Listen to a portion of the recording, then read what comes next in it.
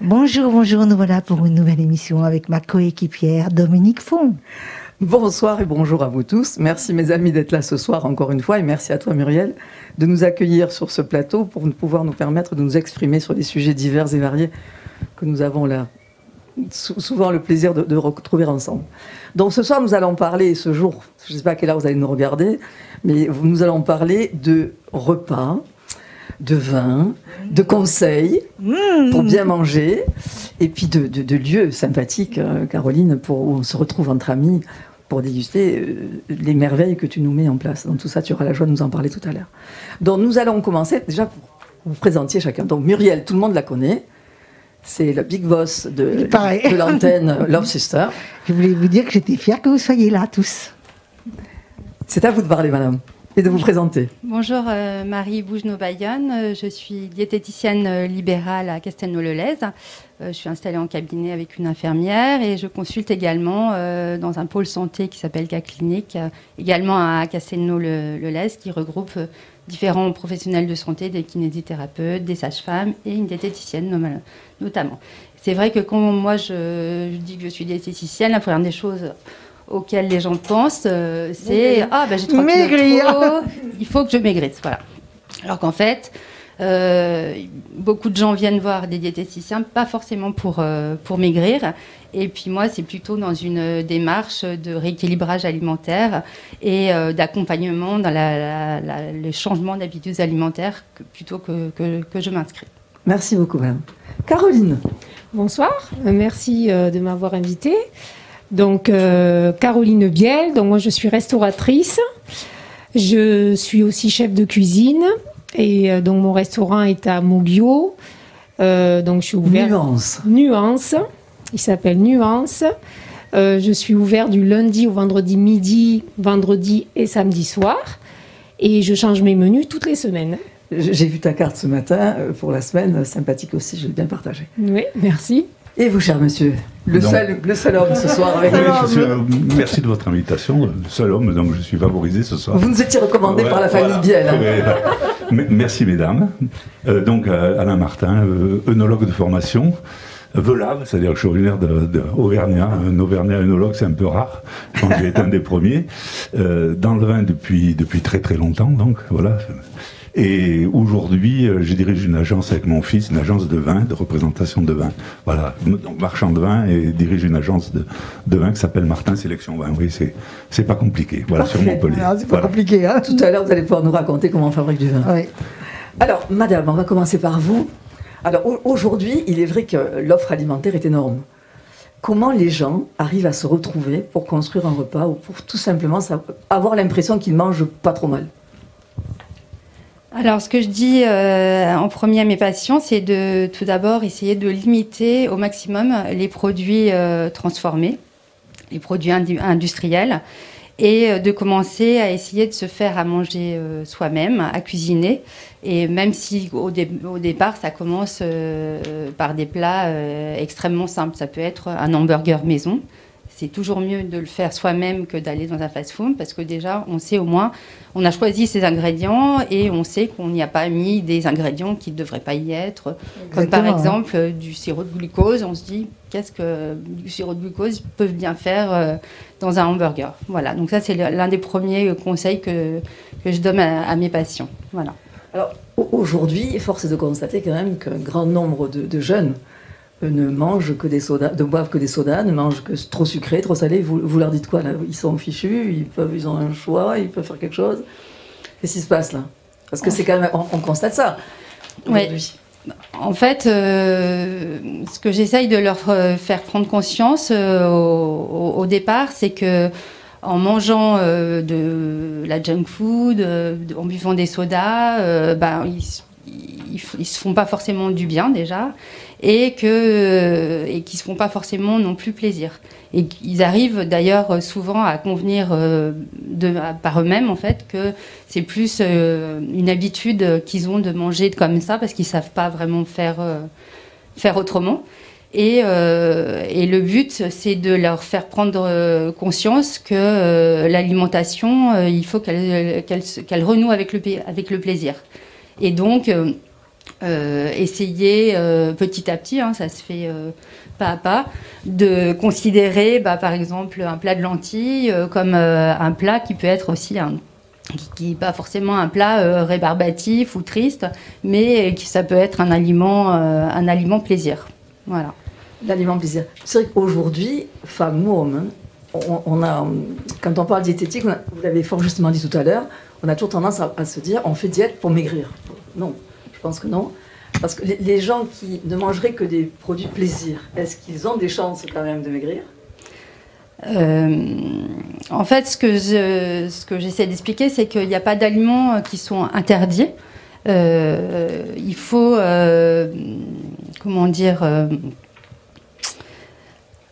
il faut, comme je disais tout à l'heure, essayer de renouer avec le plaisir de manger. Et donc, déjà, moi, je fais une enquête alimentaire et puis j'essaye de voir quels sont les aliments que les patients préfèrent. Et quand on établit un programme alimentaire, je leur dis, voilà, vous allez être obligés, une fois par semaine, de manger un aliment qui vous fait extrêmement plaisir et qui en même temps, en même temps, il fait grossir. Voilà. Mais pour que on enlève cet interdit de l'aliment et qu'on renoue avec le plaisir. Donc, par exemple, si quelqu'un aime particulièrement les gâteaux, aller s'acheter un éclair au chocolat dans une bonne pâtisserie ou aller une fois par semaine dans un très bon restaurant qui fait des plats qui sont faits maison, ou bien quelqu'un qui aime les bons vins, aller choisir une bonne bouteille chez un caviste qui saura recommander un vin particulièrement bon. Et donc, penser à l'avance à l'aliment, le programmer, permettra déjà de se faire plaisir et en même temps de ne pas culpabiliser et de ne pas grossir finalement. Voilà. Très bien. Parce qu'on se rend compte, en fait, nous lisons toutes des magazines plus ou moins professionnels ou des magazines grand public, et il y a tout et n'importe quoi.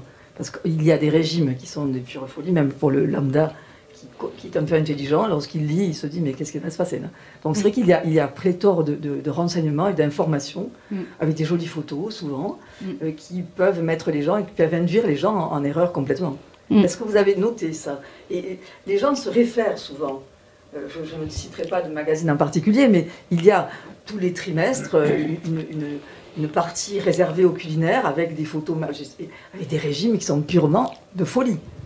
Est-ce que vous rencontrez des patients qui, eux, justement, ont des pathologies induites par ce genre de comportement ? Oui, tout à fait. Notamment les patients qui viennent nous voir pour des régimes amaigrissants, parce qu'en fait, c'est une partie de nos patients. On ne voit pas que des patients qui veulent maigrir. Mais la plupart des patients qui veulent maigrir, c'est parce qu'ils ont pris des kilos au fil des années, à force, justement, d'avoir accumulé un nombre de régimes tous plus ou moins fantaisistes, parfois les uns que les autres.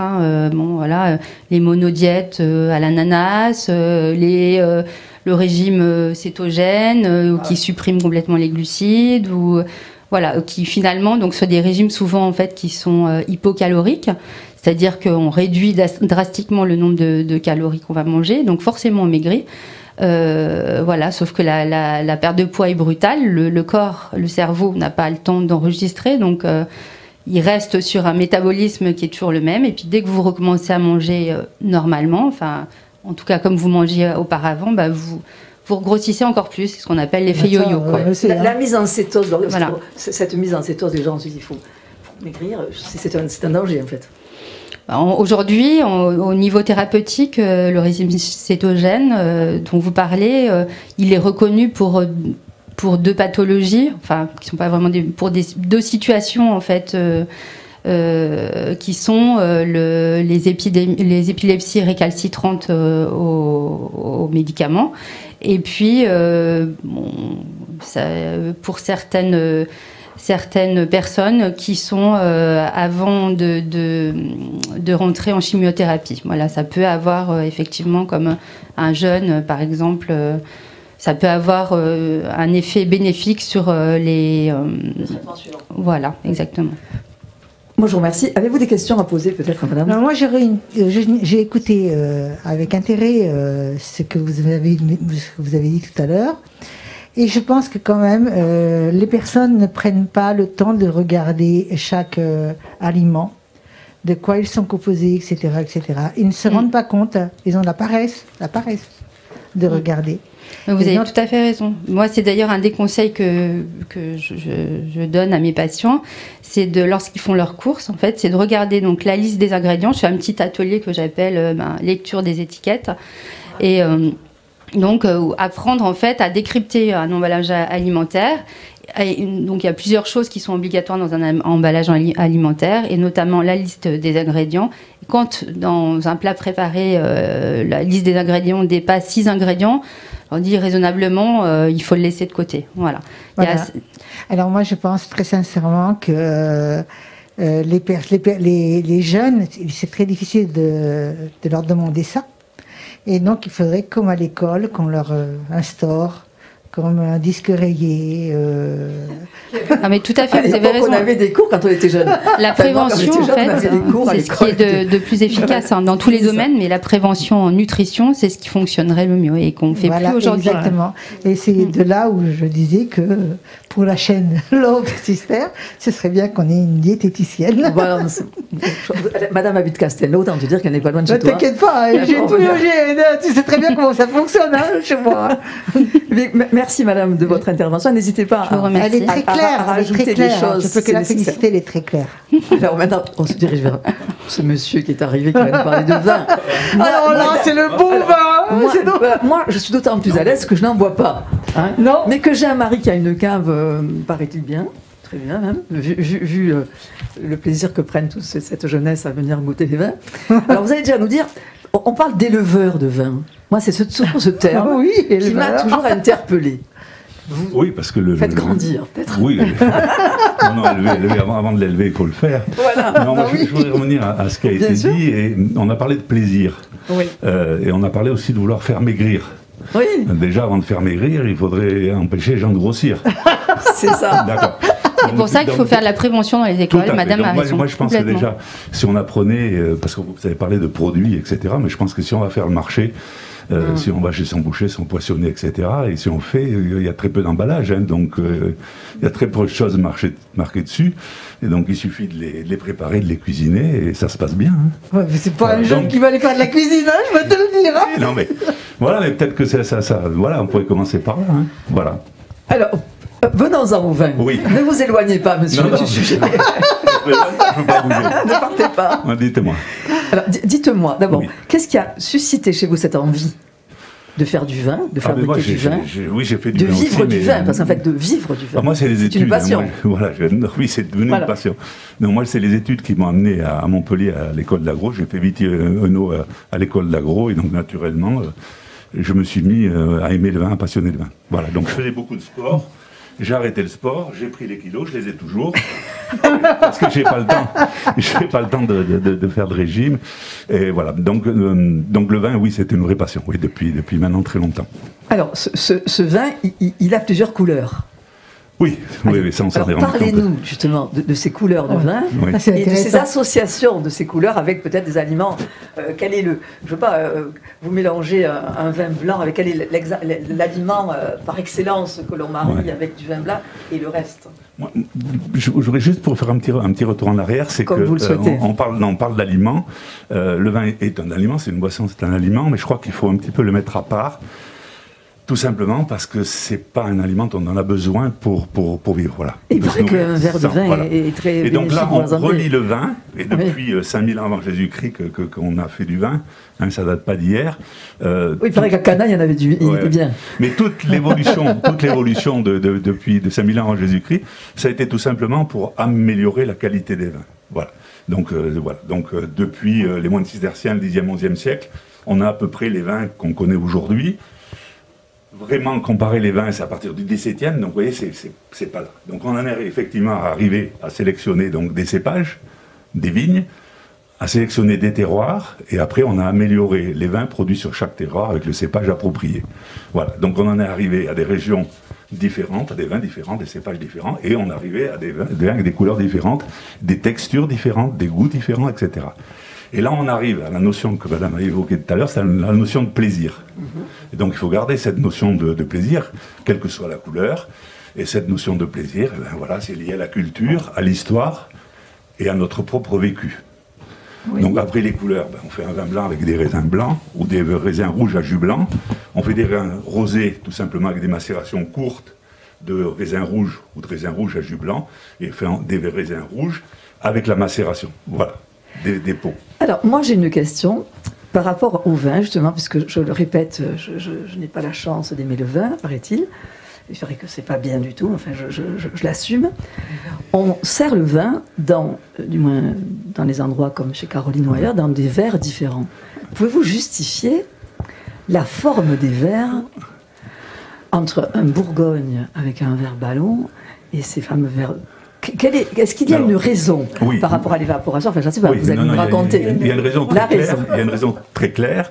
C'est simplement qu'il y a des vins qui ont besoin d'aération et des vins qui n'ont pas besoin d'aération.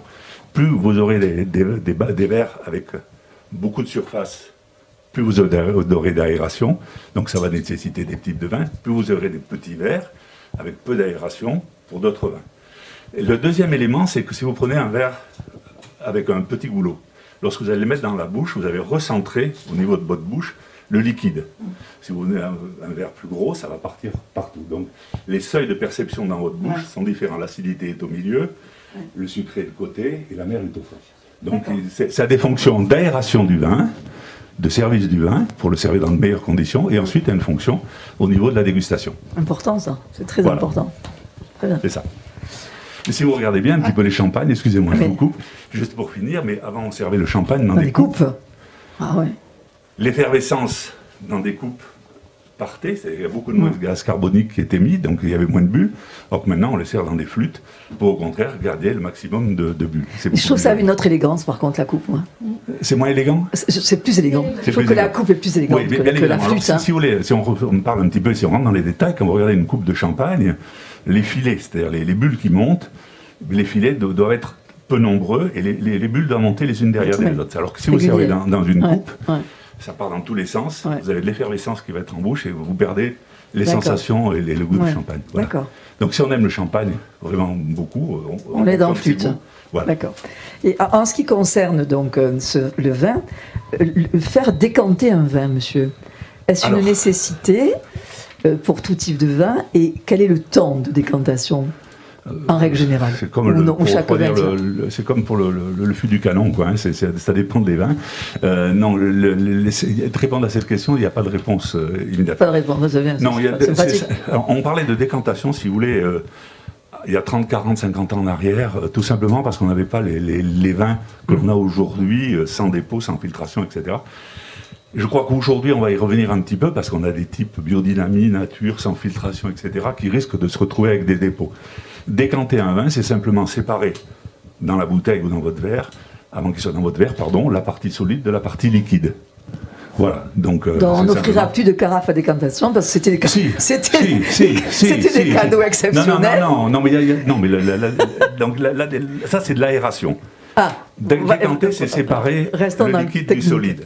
Et ensuite, la carafe, le but, c'est de l'aération. D'accord. Donc, selon les types de vins que vous allez avoir, si vous avez un vin très puissant, trop jeune, bien évidemment, vous allez le mettre dans une carafe très large pour que l'oxygène vienne faire son effet, pour que les chaînes moléculaires, l'oxygène fasse son effet au niveau des chaînes moléculaires. Comme ça, vous aurez maximum d'arômes. Si vous avez un vin un petit peu fermé, à l'étroit, si vous ne l'aérez pas, vous n'aurez pas toutes les sensations. Donc il est très très important de le faire. Sur tous les vins jeunes, sur des vins blancs, etc., c'est beaucoup moins important. Alors on va parler d'aération plutôt que de décantation. La décantation, c'est la séparation du liquide et du solide. Voilà. Ok, alors j'ai encore une autre question par rapport à ces outils que je vois offrir. Non mais c'est très beau une carafe, c'est magnifique. Non mais j'ai vu aussi une espèce de tube que l'on rentre dans le vin, là, pour... je ne sais pas à quoi ça sert, mais... pour l'aérer, je ne sais pas. Bon. J'aurais dû la mener, d'ailleurs, parce que ce sont des outils... C'est très joli, ce sont des cadeaux qui sont offerts. Mais si c'est beau, ça va, alors. Et j'aurais voulu avoir l'explication, mais non, je pense que on a créé un tas d'accessoires. Un tas d'accessoires, oui. Rien n'est plus simple que de prendre le temps. Alors, c'est des accessoires qu'on a mis sur le marché pour, soi-disant, être à l'optimum d'aération, etc. Oui, c'est des gadgets. D'accord. C'est Bon, pas bien. inutile si on ne prend pas le temps. D'accord. Pour Le moi, vin se mérite, quoi. c'est Le du vin se temps, mérite. C'est du plaisir, c'est de la culture, etc. Donc effectivement, si on veut aller trop vite, on va rejoindre les problèmes de tout à l'heure et c'est pas terrible. Prenons Bien. le temps. Je vous remercie, monsieur. Avez-vous des questions à poser à ce Alors monsieur? moi aussi, j'ai des questions. J'ai une question un peu bébé. Comment dire est-ce que vous avez été je ne sais pas si on le dit, hein, Allez-y. goûteur de vin. Ah oui. Oui, on est goûteurs de vin. Alors, quand on goûte au vin, on l'avale pas, le vin. Non. Hein, donc Non. Mais a priori, je sais pas, mais Moi on j'en prend avale. quand même, Oui. on prend quand même son goûte, c'est que ça va dans le cerveau. Oui. Il faut que ça passe par le sang hein, pour que ça monte au cerveau d'abord. Ah, d'accord. En fait, Ça va- tout ce qu'on ça va aller. ingère dans le tube digestif, c'est après absorbé par les cellules de l'intestin et qui rejoignent la veine porte, Les vaisseaux le foie chylifères. et ensuite le cerveau. D'accord. Et donc, par le sang. Mais, Vous avez été pour goûteur. répondre à votre question, donc on va rejoindre plaisir, culture, histoire, etc. Il vaut mieux le boire. il vaut mieux le Maintenant, voir. dans- Oh, ben punaise, à la dans fin de la journée. Non, mais dans notre métier à nous, quand on fait des dégustations, on peut déguster une centaine de vins dans la journée, par exemple. Vaincra C'est fort. sûr que je ne serai pas dans cet état. Donc il est obligé effectivement de recracher. D'accord. La dégustation d'un vin, c'est tous les éléments. C'est-à-dire que ça fait fonctionner tous nos sens. Donc on commence par le visuel, vous avez parlé de la Ouais. couleur.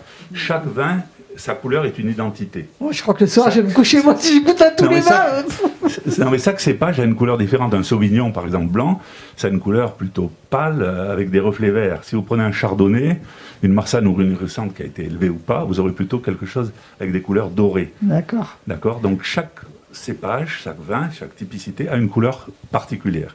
Donc la couleur du vin indique déjà au départ Le goût. sur le type du vin. Oui, et sur le goût. Oui, oui, tout à fait. Et le deuxième élément hyper important pour la dégustation, c'est le nez. Eh Une oui. fonction essentielle. Or, le nez, c'est un capteur qui se trouve au fond, là, vous savez, en ce moment, on passe par le nez pour aller chercher des trucs. On va pas en parler, ça m'embête un peu tout ça, mais voilà. Et le capteur, c'est 1 centimètre qui se trouve là-bas, 1 centimètre carré qui se trouve au fond. On s'est tous étranglés un De jour. l'ethmoïde, je pense. On s'est tous étranglés un jour entre le nez, voilà. Et c'est les capteurs sensoriels sont là. Troisième élément, on met le vin dans la bouche et là, on a les sensations tactiles du vin. C'est-à-dire qu'on va avoir les sensations salées, amères, sucrées, etc. Mais en plus des sensations tactiles, et pour améliorer ces sensations tactiles, on fait passer le vin dans toute la bouche. Il y a des capteurs dans toute la bouche qui vont nous amener les informations au cerveau qu'on va analyser pour déterminer. Voilà. Par contre, si on n'a pas ouvert les petites fiches pour déterminer ce que c'est, on ne va pas y arriver. Donc c'est vraiment, il faut faire sa mémoire du vin.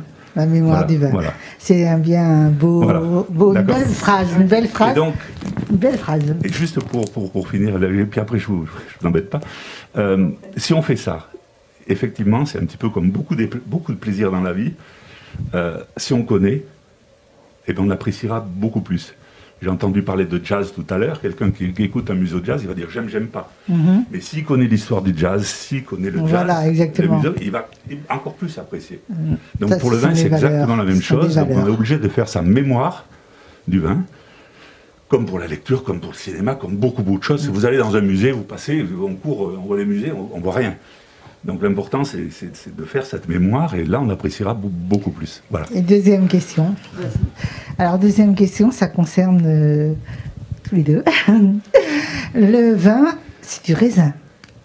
Oui. Le raisin, il Oui. est très bon pour les Je vous intestins. confirme. Oui. Je voudrais que vous me confirmiez. Que le vin est très bon Non, pour... le raisin est Ah oui, très le bon raisin. pour les intestins. Ah bah, le raisin, c'est un fruit, donc c'est les fruits et légumes, c'est des éléments indispensables en fait dans l'alimentation. Hein. On D'accord. dit Ne 5 cherche pas fruits et une légumes excuse- par ne jour, cherche pas une excuse. dont 2 fruits. Voilà. Mais en revanche, c'est vrai que dans le vin, le raisin, il y a plus tellement les fibres, il y a surtout la molécule d'éthanol, Voilà. et puis les... Bon, ça y est. Ouais, non, mais là, je suis pas Je d'accord, suis parce que- démolie. Non, mais il n'y a pas que l'éthanol. Non, mais pour faire du vin, il faut du Non raisin. mais bien sûr, Voilà. Surtout que moi, Il faut du raisin. Et je c'est connais rien à la fabrication du C'est la vin. hein, transformation donc, des sucres du raisin voilà. Par les ferments. qui donne l'alcool. Et je Voilà. dirais le mot de la Par fin. contre, tous c'est ça. les éléments que vous avez dans le raisin, tous les éléments, tout ce que va donner le terroir, etc., vous les retrouvez dans le vin. Oh. Donc si vous partez... Non mais les choses sont très simples. Quand on a un raisin muscat, vous connaissez, vous, les arômes de muscat. Donc votre mémoire a intégré déjà le raisin muscat. Mais si vous buvez un vin de muscat, votre mémoire, vous allez retrouver, dire ah ouais, ça c'est du muscat.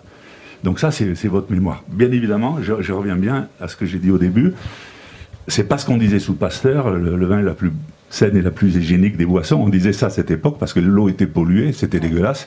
Et comme le vin était aseptisé avec un peu d'alcool, c'était effectivement une mémoire un mauvais vin que de l'eau polluée. C'est fini ça. Hein.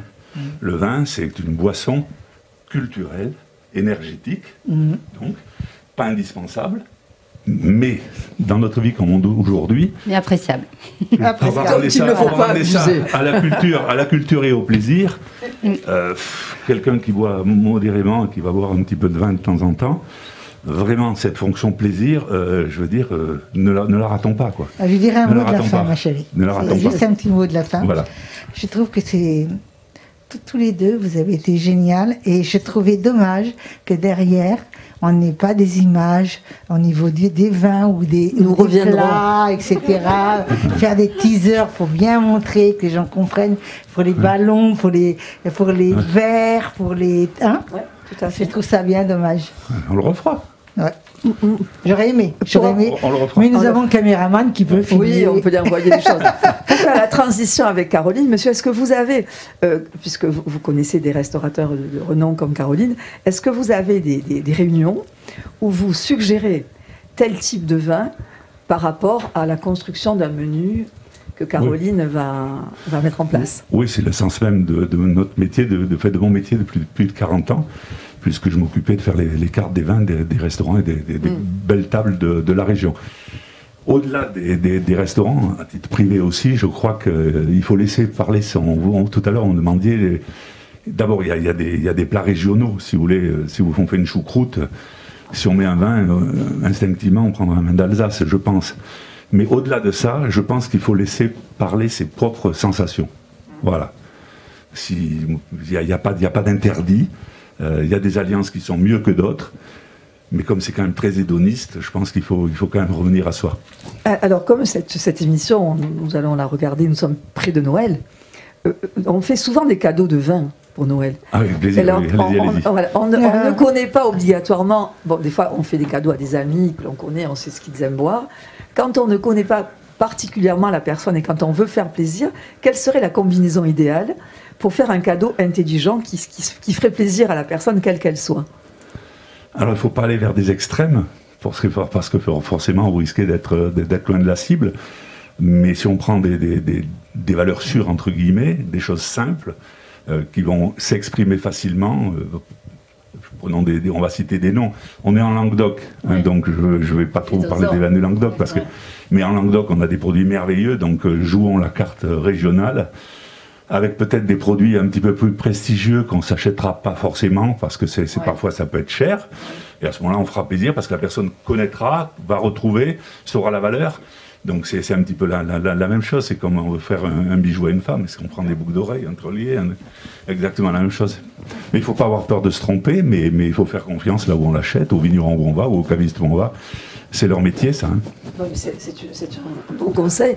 On pourra y rajouter les verres qui vont avec, ça sera parfait. En fait, les cavistes devaient vendre aussi des verres pour qu'on puisse déguster les vins dans les meilleures conditions. Il faudrait faire les verres qui vont avec.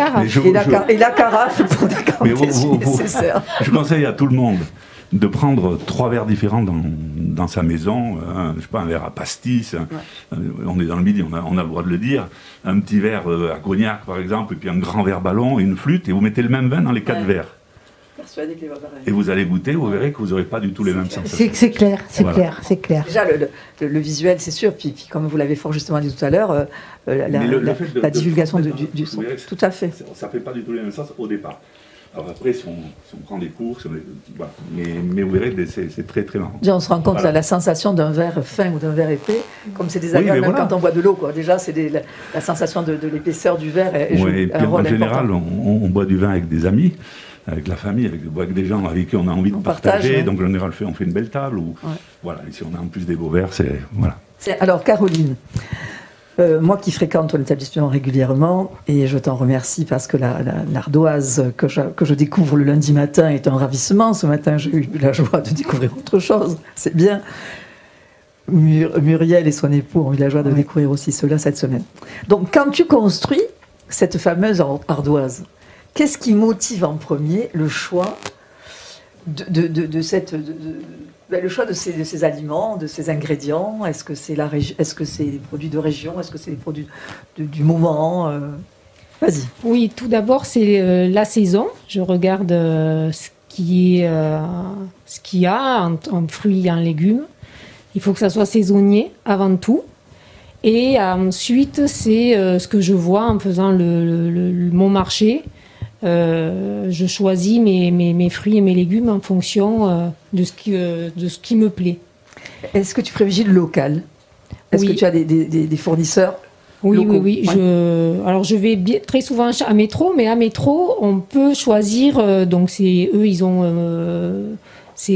local, c'est Mogio. Ouais. On peut avoir tout type je peux avoir des produits qui viennent de partout, mais je privilégie ceux qui viennent, les produits locaux. D'accord. Mais toujours de saison.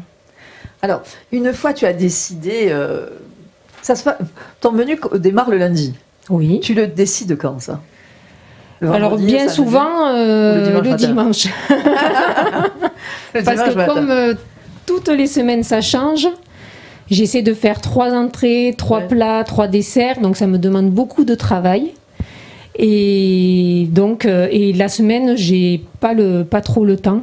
Moi, je t'invite à refaire régulièrement la pomme caramélisée. Ouais. Ça, tu es une gourmande. Pas que ça. Ah mais non, mais celle-là encore. C'est que je la vois. Tu y as été, toi? Donc, une fois ces menus sont établis, il y a l'équilibre, certes, mais est-ce qu'il y a un choix de plat en particulier, c'est-à-dire le récipient? Oui, chaque recette va dans une assiette, parce que visuellement c'est important.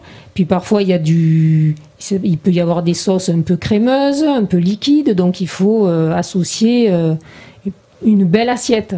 C'est parce que le client, quand on lui apporte son assiette, c'est d'abord visuel, après il y a une odeur qui se dégage, et après il mange. Donc tout ça c'est très important. C'est bien parce que tu me permets d'arriver sur le tremplin sur les ambiances. L'ambiance olfactive, l'ambiance sensorielle, tout le côté sensoriel, plurisensoriel dans un restaurant.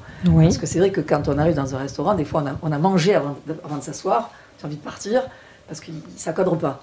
C'est vrai que toi, je ne sais pas le temps que vous avez passé à préparer cet endroit, qui est vraiment un lieu de convivialité, parce qu'il y a une recherche énorme dans les lumières chez toi. Oui, alors tout ça vient de mon mari, car il est concepteur en éclairage. Donc c'est vrai qu'il a beaucoup travaillé dans l'ambiance et dans la décoration de ce restaurant, car c'est pour nous, moi j'ai d'abord été cliente, et donc j'avais quand même des exigences, et du coup j'ai fait comme si c'était moi qui allais manger dans ce restaurant, parce que je voulais que mes clients se sentent bien, mangent bien, bien évidemment, parce que c'est important pour moi quand je suis cliente. C'est vrai que je ne sais pas si vous partagez cet avis, mais la lumière d'un restaurant est énorme. Oui. La lumière pour le visuel des plats, des fois c'est écrasé. On a des restaurants que nous connaissons, que nous fréquentons souvent, il y a un problème de lumière. Oui, je sais. Il y a un problème de lumière. Il y a même des restaurants qui ont lancé des restaurants noirs. C'est-à-dire que sans lumière. C'est-à-dire que je ne peux même pas imaginer, moi, de payer pour me couper de la moitié du plaisir que j'ai. Parce qu'aller au restaurant, d'abord, c'est parce qu'en général, on s'habille un peu, on n'y va pas comme... Voilà. Donc, mais c'est vrai, l'ambiance d'un restaurant, c'est ça. Et c'est vrai que chez Nuance, les nuances sont vraiment bien choisies. C'est top. C'est vrai que j'insiste sur la lumière parce que peu de restaurants, aujourd'hui, ont fait l'effort de s'attacher à ce paramètre. Alors c'est bien joli de nous mettre des bougies sur les tables, en règle générale, qui te massacrent l'ensemble du repas, parce que la bougie, c'est pas fait pour ça. Oui, il ne faut pas d'odeur autre. Tu as souvent des choses qui ne vont pas. Après, il y a le côté, c'est vrai que là, c'est important, ce côté lumière. Il y a le côté olfactif. Alors, chez toi, quand on arrive, on n'a pas d'odeur particulière. il n'y a pas un truc qui te ressort. Tu veux rapprocher, Dominique? Non, pardon. Excuse-moi. Il n'y a pas... quand je rentre dans certains restaurants, je sens, je ne vais pas dire la bouffe parce que c'est pas joli, mais tu sens la cuisine. Et cette espèce de cuisine, tu te dis, punaise, je porte un truc en cachemire, quand je sors, je sens la cuisine. C'est une horreur. Et dans des restaurants qui ne sont pas des restaurants, des bistrots du coin. Hein. L'avantage qu'on rencontre, et je voudrais insister là-dessus, c'est le fait que quand on rentre dans une ambiance feutrée, mais on ne rentre pas dans une ambiance d'odeur. Oui, c'est important parce qu'effectivement, dans certains restaurants, on repart, on dirait qu'on a l'odeur de la frite sur nous, c'est très désagréable. Mais alors moi, je fais très attention, j'ai une hotte et je m'en sers pour justement qu'il n'y ait pas d'odeur. Et je ne veux pas non plus qu'il y ait des odeurs de parfum, car je trouve que c'est désagréable de sentir des odeurs de parfum quand on est en train ou quand on va manger. Bon, une chance d'être chez toi, c'est que les cuisines sont en haut. Oui. Peut-être moins de chance pour la serveuse, qui par contre doit avoir un mollet hyper musclé. Oui. Hein, parce que monte l'escalier, descend l'escalier. Par contre, c'est vrai qu'on vit dans... On n'est pas altéré par des odeurs de cuisine. Et ça, c'est vrai qu'on a vraiment l'odeur du plat qui arrive sur la table. Ça, j'insiste là-dessus, au niveau de la restauration, parce qu'on en a parlé avec Muriel récemment. Et quand on va dans certains restaurants, tu as des odeurs qui ne sont pas celles que tu as envie de sentir. Et là, je ne sais pas comment vous avez fait pour l'aération, mais on ne sent que le plat que l'on a devant. Oui. Et ça, c'est enrichissant pour les papilles, parce que tu sais ce que tu vas manger, ce que tu sens, c'est que ce que tu as devant, quoi. C'est comme la dégustation d'un vin. On commence par regarder, après il y a l'odeur, après c'est exactement la même chose. Mais ça serait difficile parce que si on mange de la viande et si c'est l'odeur de poisson, ça va pas être terrible. Hein. Vous avez certainement, comme moi, mangé dans des restaurants où vous avez plus l'odeur de ce qui est derrière que ce que vous avez dans l'assiette. Parce qu'il y a un problème de ventilation, parce qu'il y a un problème d'aération, parce que ça n'a pas été réfléchi. Et bien que ce soit dans des grands restaurants. On a vu le problème de la lumière, on a vu le problème de l'odeur. Maintenant, il y a... ce qui m'interpelle dans les restaurants, ce sont les ambiances musicales. Alors ça aussi, chez toi, il n'y a pas d'ambiance musicale particulière. Ça veut dire... Non, il y a la musique pour pas que les clients se sentent écoutés. Donc ça, c'est important. Et du coup, on met de la musique, mais... alors là aussi, c'est mon mari qui met la musique parce que c'était un de ses premiers métiers. Donc, toute la complémentarité. Voilà. Et il m'a fait danser. Donc, c'est important aussi la musique, mais jazzy, soul, voilà. On va pas mettre de la house music au restaurant. Alors, toi qui construis dans des repas, est-ce que tu penses que, là, avec l'aide de madame, le lambda qui fait sa cuisine a besoin de produits cher pour faire un bon repas, ou est-ce que l'on peut avoir une construction d'un repas sans que ça passe dans des extrêmes? Alors on peut faire un repas vraiment à des tarifs très abordables. Le seul souci, c'est que très souvent, moi je parle beaucoup avec mes clients, les gens ont la flemme parce que des légumes, il faut les acheter, il faut les laver, il faut les couper et il faut les cuire. Et bien souvent, les gens préfèrent acheter du congelé ou déjà du prêt. Donc, c'est vrai que moi, c'est une objection que j'ai souvent parmi mes patients. Alors, ce que je leur dis, c'est que déjà, pour se réhabituer à faire la cuisine, justement, et essayer de se simplifier un petit peu la vie, parce qu'après aussi, on a des vies un peu trépidantes et tout ça. Et c'est vrai qu'une mère de famille qui a un boulot à temps plein, c'est pas facile d'aller faire un marché de produits frais tous les jours et tout ça. Donc déjà, commencer peut-être par des produits surgelés, mais bruts. Choisir des légumes surgelés, surtout qu'au niveau du contenu nutritionnel, un haricot vert surgelé, il est quasiment identique au niveau nutritionnel qu'un haricot vert frais qui aura passé 3-4 jours dans un bac à légumes, parce que les produits surgelés, en fait, ils sont cueillis et surgelés instantanément. Ils sont blanchis, les fruits et légumes, puis surgelés. Donc ils conservent toutes leurs vitamines et leurs minéraux. En revanche, et puis après, se réhabituer un petit peu, mais toujours privilégier des produits qui sont pas cuisinés déjà, qui sont bruts, et ensuite essayer de les cuisiner soi-même. Et moi, j'incite certains de mes patients qui me disent que la cuisine, c'est pas du tout leur truc parce qu'ils n'ont jamais appris en fait. On leur a jamais transmis ce savoir-faire.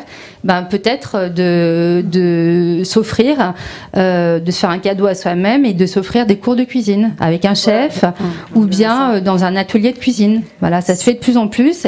Et pour commencer à acquérir un peu des gestes en fait, et puis des habitudes, qui après vont devenir naturelles une fois qu'on les aura reproduits soi-même. Merci madame. C'était la question que j'allais te poser. Est-ce que tu as envisagé justement les cours de cuisine? Oui, alors j'en faisais quand j'étais chef à domicile, mais là j'ai plus le temps. Ouais. Puis en plus avec le Covid, il y a plus personne dans ma cuisine. Oui. Donc du coup, pour l'instant, je n'en fais pas. C'est compliqué, quoi. Oui, là, dans la cuisine, personne ne rentre. Bien sûr. Voilà. Dans moi, le dernier point sur la table, j'en viens au problème des nappes et des serviettes. Avant, tu avais l'impression de ne manger dans un restaurant correct que si tu avais une nappe et des serviettes en tissu. Aujourd'hui, force est de constater que ça n'est plus un critère de qualité, puisqu'on a des tables qui sont magnifiques, qui ne sont plus la table lambda, mais qui sont travaillées, qui sont des matériaux nobles souvent. Et il n'y a plus. Donc, quel a été comment ce passage qui s'est fait entre la nappe, plus de nappe, serviettes en papier, parce qu'il y a de très belles serviettes en papier maintenant, qui sont plus serviettes en papier, qui sont du non tissé, et qui font la même impression. Qu'est-ce qu'on peut dire là-dessus? Moi, j'aime les tables que j'ai fabriquées en bois. Je voulais garder ce matériau brut. Alors, moi, j'ai des serviettes en papier, mais ça fait un peu tissu, parce que pour moi, c'est très désagréable de s'écorcher la bouche si la matière n'est pas agréable. Et je nappe le soir, parce que le midi, bien souvent, on ne prend pas le temps. On mange, on va dire, parce qu'à 14h, il faut vite repartir. Le soir, les gens ont plus de temps, donc je nappe. D'accord. Bien, moi, j'ai fait le tour de mes questions. Je vous invite peut-être chacun et chacune à poser des questions à chacun d'entre vous si vous avez envie d'une information complémentaire. Ma chère, toi qui es une consommatrice entre guillemets de restaurant, quasi journalier, raconte-nous ton ressenti. Elle sait pas faire la cuisine. Elle aime pas. Non, elle aime pas. Puis je pense qu'elle n'a pas le temps. Elle est très artiste. Je parle pour elle. Et elle se trouve très bien dans les restaurants. C'est un plaisir d'aller au restaurant. Moi aussi, j'adore aller au restaurant. Alors quelqu'un sait très bien le faire. Oui, exactement. Parce qu'elle a une cuisine hyper équipée. Par contre, je peux vous dire qu'il ne manque rien. Non, il ne manque rien. Non, il manque rien. Et en plus, Dominique, pour revenir à Dominique, elle nous fait acheter des choses supplémentaires. Donc, il n'y a pas de souci. Alors, moi, je suis allée manger avec Dominique récemment, la semaine dernière. Mardi. On est quel jour aujourd'hui? Nous sommes lundi de la semaine d'après. Moi, je me fais avec les jours. J'ai trouvé ça sortir du studio.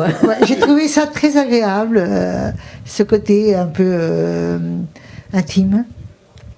Et nous avons, moi et Stéphane, la réflexion que nous sommes faites après, et je ne le dis pas parce que nous sommes en direct,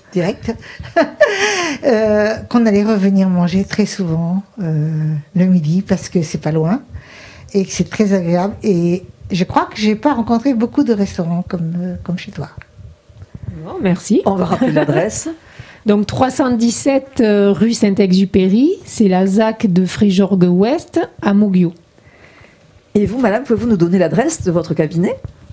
Volontiers. Donc, je suis diététicienne nutritionniste à Castelnau-le-Lez, 5 rue Pasteur, et également dans un pôle santé qui s'appelle K-Clinique. Très bien. Voilà. Et vous, monsieur, avez-vous une adresse à nous communiquer? Oui, mais c'est chez moi. Aïe. Alors là, on l'appelle, on passe par Caroline. Quelqu'un qui veut un conseil sur le vin, qui veut acheter du vin, qui a besoin de conseils. Donc il va chez mes confrères, chez des confrères cavistes, etc. Ils sont bien reçus. Nous vendons et nous occupons s'occupons des cartes de restaurants et ensuite nous vendons des cavistes. Il faut aller à son caviste de proximité comme son marché de proximité. Voilà, donc je crois qu'il faut habituer les gens à aller chez des professionnels. Surtout qu'on en a un super à Castelnau, sur la place de l'Europe. Oui, non, mais magnifique. il faut aller chez les gens dont c'est le métier, et puis voilà, et puis si on ne sait pas, on se laisse guider. Bien sûr. Et puis si on sait, on affirme ses goûts, et puis on fait des découvertes. Voilà, on va goûter les vins nature, on se fait ses propres opinions. Voilà. Mais écoutez, moi j'ai passé un excellent moment. Moi aussi. Qu'en penses-tu, Muriel? Alors moi j'ai eu vraiment plaisir à discuter avec vous. C'était agréable, vous êtes des gens charmants et j'aimerais vous recevoir à nouveau. Avec grand plaisir. Et puis, moi et Dominique, on vous dit bye bye. Au revoir. Au revoir. Au revoir et merci à vous de votre invitation.